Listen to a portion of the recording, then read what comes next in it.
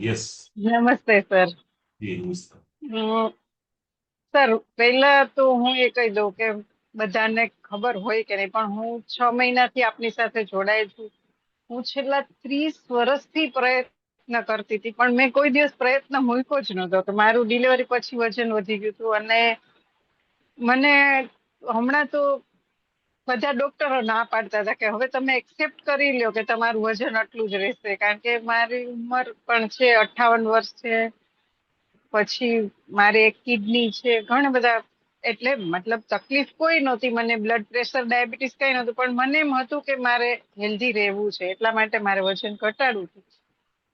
તો મેં લગભગ બધી પછી બધા જુદા જુદા ડાયટ ચાર્ટ બધું ટ્રાય કર્યું હતું, પણ મને જેટલી જોઈએ એટલી સફળતા નહોતી મળી. પણ જયારે આપને હું પહેલી વખત મળી ત્યારે આપે એમ કહ્યું કે હા, તમારા માટે શક્ય છે. અને જે મેં ડિસેમ્બરમાં સેમિનાર એટેન્ડ કર્યો અમદાવાદમાં, ત્યારે મને એમ લાગ્યું કે હું જે શોધતી હતી એ કદાચ આ જ છે. તો હું જોડાણી. પછી ઘણી વખત મને એક બે વખત એવું પણ થયું કે હું નિરાશ થઈ ગઈ. તો તમે એના માટે મને પ્રોત્સાહિત કરે, અરે પારુલબેન કાંઈ નથી, આ તો તમે શું કામ ચિંતા કરો છો. એટલે પેલા તો હું કઈ ખાતી, મારું માનસિકતા એવી થઈ ગઈ હતી કે મારું વજન વધારે છે, ચલો ઓછું ખાવ. એટલે મારું શરીર એ રીતના ટીવાઈ ગયું હતું. તો હું 1 meal a day જ કરતી હતી, કઈ જ ખાતી નહોતી. ત્યારે તમે ઉલટાનું એવું કીધું કે તમારું તો કઈ જમવાનું જ છે નહીં, એટલે તમે વધારે ખવડાવીને મારું વજન ઘટાડ્યું. અને હું જે 3 બાઉલની ચેલેન્જ છે આ મહિનાની, એમાં મને શ્યોર છું કે હું જ વિનર થઈશ, કારણ કે એ તો હું ઓલરેડી 6 મહિનાથી કરું છું. બાઉલ સિવાય કઈ ખાતી જ નથી, 3 બાઉલ જ રેગ્યુલર ટાઈમે ટાઈમે લઉં છું.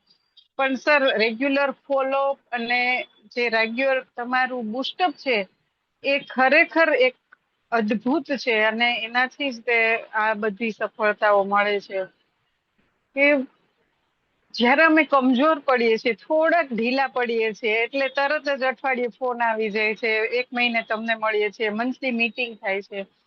તો એ અમારી હિંમતને વધારતું રહે છે. આજે પેલા હું થાકી જતી હતી, મારું વજન વધારે હતું, પણ બીજી મને કોઈ તકલીફ નહોતી, પણ એક્સરસાઇઝ ને એટલું નહોતું થતું. આજે હું 51 સૂર્ય નમસ્કાર કન્ટિન્યુઅસ, અમારી મંગળવારની ઓલી હતું એ દિવસે મેં 51 સૂર્ય નમસ્કાર, હું દરરોજ 2.5 કલાક જીમમાં વર્કઆઉટ કરું છું.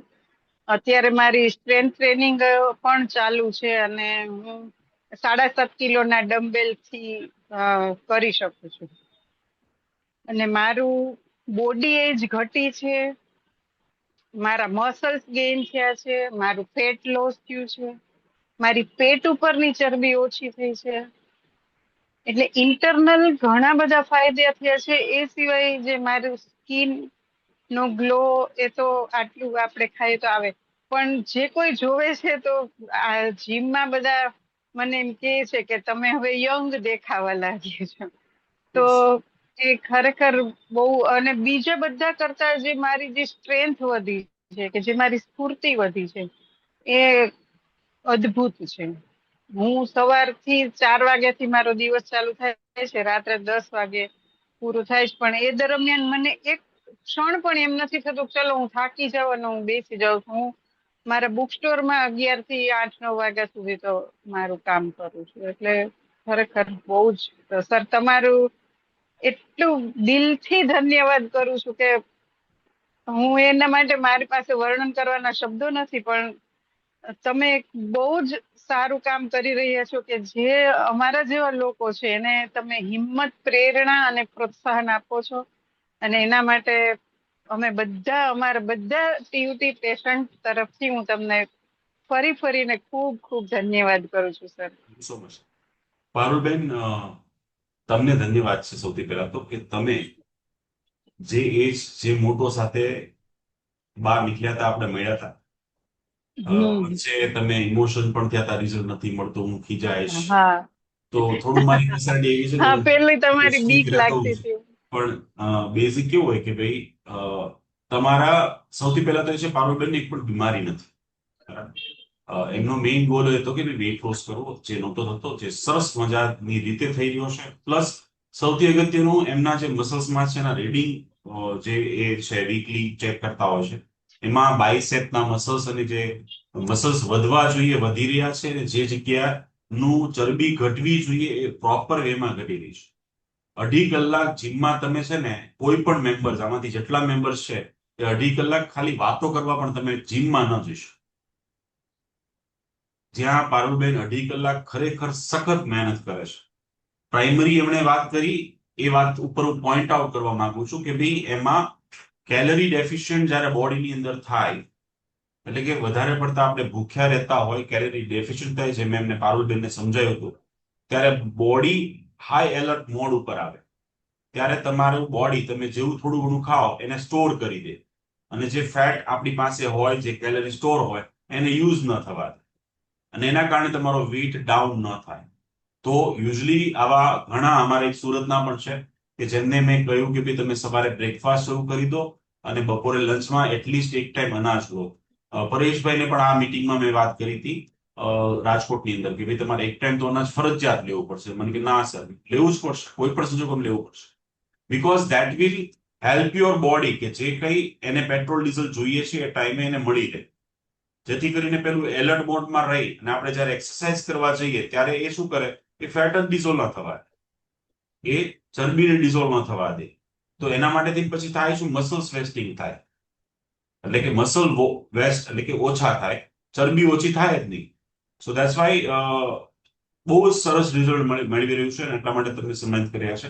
3 બાઉલનું તમે વાત કરી, તમે તો ફોલો કરો છો, મને ખબર છે. તમે ટ્રાવેલિંગમાં હતા, 20 દિવસ ટ્રેનમાં હતા, ત્યાંથી તમે ફોટો મોકલ્યા છે, તમારું મેં એક્ઝામ્પલ આપ્યું હતું ઘણા લોકોને. ઘણાને હું આપતો હોઉં છું કે ભાઈ તમે બહાના બનાવો છો, ફ્લાઇટમાં જાઓ કે કોઈના લગ્નમાં જાઓ કે XYZ જગ્યાએ જાઓ છો, તો તમે એ ફોલો કરી જ શકો, પણ તમારે કરવું નથી એટલે તમને સેલેડ ફૂડ્સ નથી મળવાનું. જો તમારે કરવું હોય તો તમે પાતાળમાંથી પણ કાઢીને કરવાના છો. જે માણસને પોતાની વેલ્યુ ખબર પડી ગઈ હોય કે સાચી દોલત છે. હમણાં આપણે લાસ્ટ મીટિંગમાં એક વાતચીત થઈ હતી કે ભાઈ આશા ભોસલેને પદ્મશ્રી મળ્યો, પણ એ માણસને લાવ્યા કેવી રીતે, સ્ટ્રેચર ઉપર, પેલા વ્હીલચેર ઉપર. એ માણસે ઇન્ટરવ્યુ આપીને કીધું કે ભાઈ મેં ઇયરફોનના ઓછો યુઝ કર્યો હોત તો આજે મને જ્યાં બેલેન્સિંગનો પ્રોબ્લેમ થઈ ગયો છે ના થયો, અને હવે શું કામની દોલત. એટલે હું જે ગાઉં છું એ હું પોતે નહીં સાંભળી શકું સારી. તો શરીરને સાચવવું બહુ જરૂરી હોય છે, અને એ પારુલબેન તને સાબિત કરીને દેખાડ્યું છે. તમે પોતે, અમે તો ગમે તેટલું બોલીએ અને અમે ગમે તેટલી મીટિંગો કરી, ગમે તેટલા કોલ કરીએ, પણ તમારી જેવા ફોલો કરવા વાળા વ્યક્તિ જ ન મળે કે જે બીજા માટે ઇન્સ્પિરેશન બને, તો પછી શું કામનું. So thank you so much, really appreciate. બધા જ મેમ્બર તમને તાળીઓથી વધાવીએ છીએ. આપણે રૂબરૂ મળીશ ત્યારે તમને હું ડેફિનેટલી પ્રાઇઝથી પણ સન્માનિત કરીશ.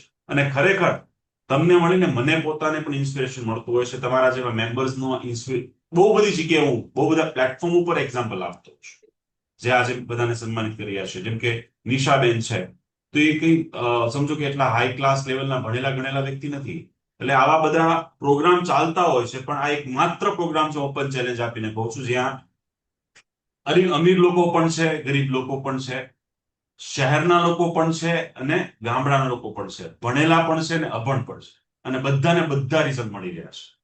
એટલા માટે થઈ રહ્યું છે કારણ કે એ પ્રમાણે એમનો એપ્રોચ છે, એ પ્રમાણે દિલથી સાથે જોડાયેલા છે, અને એટલા માટે જ આપણો આ પરિવાર છે. Thank you so much Parulben, really appreciate. Let's હવે બિગિન ફોર ધ પારુલબેન. ખૂબ ખૂબ અભિનંદન. Thank you so much.